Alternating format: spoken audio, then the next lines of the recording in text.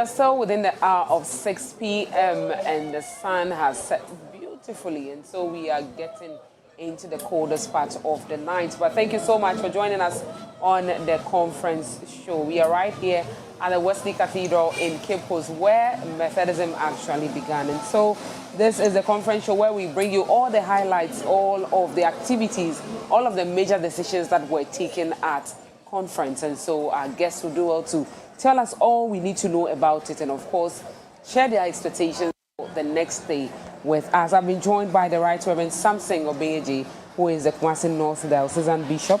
Of course, Very Reverend Professor 𝗟𝗏𝗡 with the Trinity Theological Seminary, and Brother 𝗟𝗜𝗡𝗙𝗘 Richardson, Connectional of Existence. General Purposes Council, we don't have official opening. And today, there was some sort of official opening, which was graced by the 𝗟𝗏𝗡 of Ugwa Traditional Council, 𝗟𝗏𝗡𝗙𝗘 II. I'm sure he is called Doctor. Yes, Doctor. We forget. And the way the official opening went, very brief, but very historic. So a color has been added to our normal expanded General Purposes Council that we have been holding over the years. So it is very, very... But to you, you just took office some couple of months back as the new bishop of the Kumasi North Diocese. How has it been for you?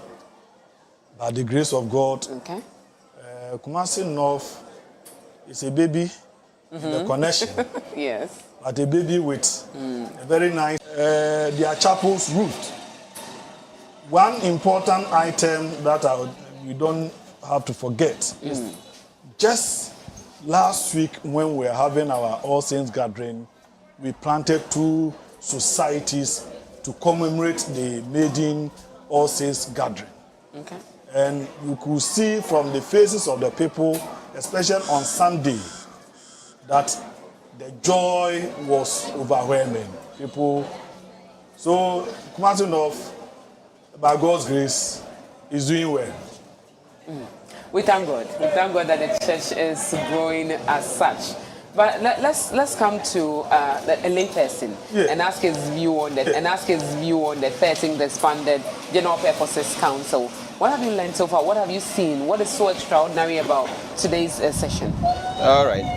Thank you, my sister.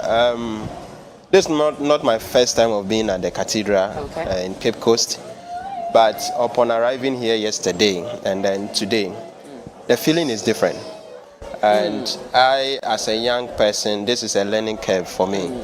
I've really learned a lot. Thinking that you know, but participating in such a historic event give a different perspective and understanding of what you know and why it happened.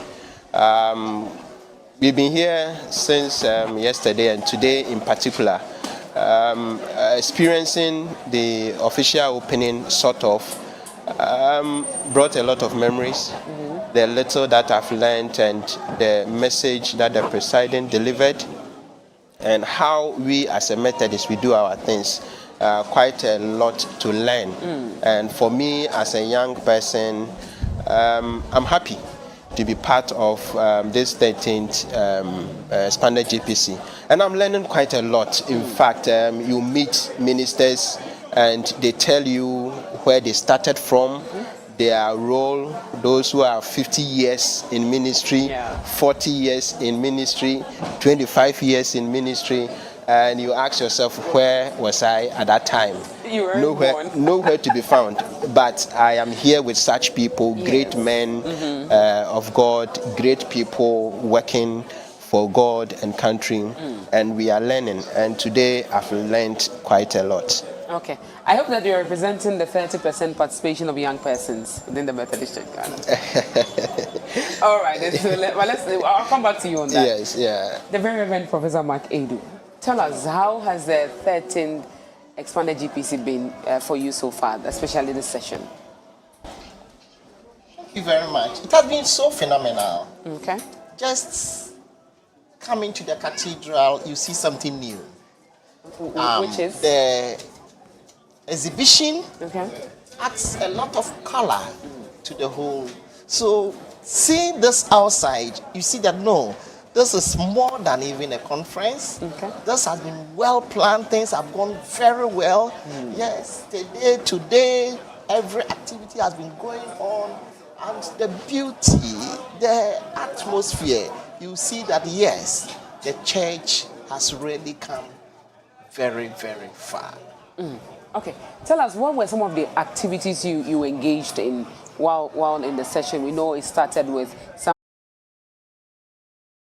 30 years, 40 years, 25 years were recognized, achievements of ministers, and as well as receiving of the probationers to be ordained this year. All of them were handled at the ministerial session. And in the afternoon, there was the representative session. The Spanish GPC was opened, and after reopening, the report of the General Directorate of Ministries was received, and it was so well. Okay, so Bishop, let's come back to you. What were some of the key highlights of what the presiding bishop preached on, especially in the morning and then that of the afternoon? We know that of the afternoon he touched on doing the word of life. That will become a thing with us as Methodists. So kindly share that with us. Well, in the morning, that is the official opening. We dwelt on the word of God and prayer. Yeah. That the church needs to focus on the word and prayer, drawing our attention from Acts of the Apostles, the cripple that received the healing, who had been placed at the beautiful gate, of which he said the stature or the status of the person was inconsistent with the place he was found. And the Lord, through the apostle, caused healing to manifest in his life, urging us to engage in the word and prayer. And the Lord will continue to do such things in our life. I want to look at the afternoon. He was emphasizing on the theme for the year. Okay. And the theme is telling that, of course, his message was that in the previous years, we have the theme for the conference. Then we have the lectionary, which is different from the themes. And we do this and come to this. We want us to harmonize it in such a way that the theme of conference, which is on the emphasizing on the word, we'll be able to use it throughout our lectionary as part of the WBL, part of devotions that we are planning, all put together will focus us on a direction, So which is that the will word be the theme of the year. That will be the theme of the year, the word of God. From 2 Timothy 3, 16 and 17. That's what presiding dwelt on. Okay, thank you so much. Let's come to you, the lay person. You went for your representative session. How did it go? What were some of the key highlights that you guys talked on or you touched on? Thank you very much. This morning we also went to the lay meeting, and at the lay meeting we had basically two presentations. One focusing on the Constitution and how we can use the Constitution to grow and develop our church. And we were privileged to have the immediate past lay president to deliver a very powerful presentation to us. Can you mention his name? Brother William Orleans Odro. For him, it's always amazing to listen to him when it comes to constitutional matters, and we're blessed to have him this morning. Again, we had the General Director for Social Services, Dr. Sego, to also deliver on the entrepreneurship program, where the church has set an agenda to empower young people and people who are into entrepreneurship to also, for the church to assist them, each and every one of us, for the church to assist those people and get assistance for them. and people with ideas, so that business-wise we can have a lot of entrepreneurs in the church for them to also support the church. And there were quite a number of recommendations how even having a reality show for entrepreneurs program where people will see what the church is doing. Then we went I into hope that other. will be on WTV. Yes, we can't go anywhere. It's something that yeah. And then at the representative session, I was really happy when the president mentioned that our lectionary is going to purely focus on our themes that we choose every year, because it has been an argument some of us have been raising, that you choose a theme and then you go to church service and it is different, and the theme is different, and you cannot merge the two.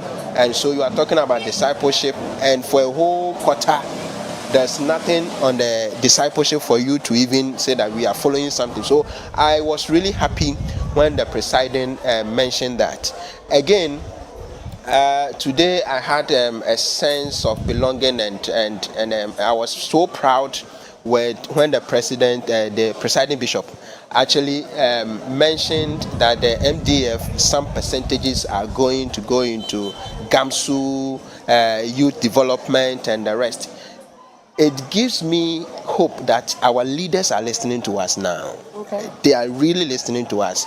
And Was you it will something see. you had always wanted? Yes, it is something that we have advocated for a long time, because the MDF, for example, the way it is distributed, I mean, you take 24 dioceses, then you give maybe, even if you give each one 500 bags of cement, 500 bags of cement, at the end of the day, we will not feel it. But if we're able to channel it into developing our people, I mean, young people will grow, get the money, and give it back to the church. So I was really happy. And then the agenda to have the auditorium at 𝗟𝗓𝗘, the Youth Development Center, fantastic idea, and we are grateful to the leadership. We salute them for the work that they are doing for us. Okay. Professor Makedu, now you are in charge of the probationers. Yes. So from now to Sunday, what are some of the activities you're going to take them through?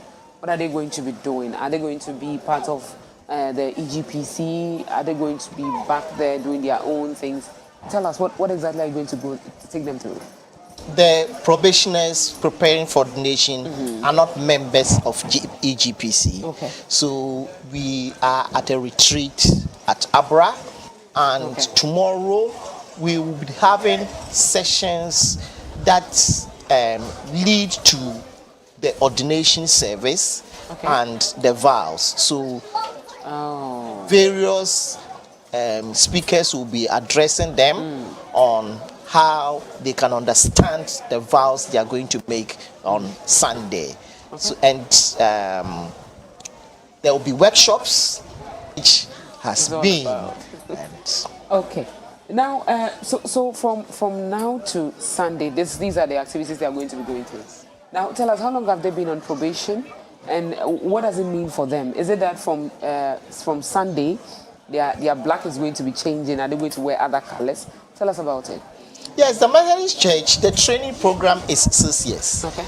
You have 3 years in your ministerial training as a minister on trial, and you are commissioned after the training, the 3-year training, to serve probation for 3 years. And during that 3 years, you'll be studying every year under some lecturers and also under some superintendent ministers. So you'll be assigned a minister to supervise your research work, and your superintendent minister will be also supervising the work that you do in your circuit. And together with all those reports that come every year for conference or expanded GPC to approve it and permit them to move to the next year.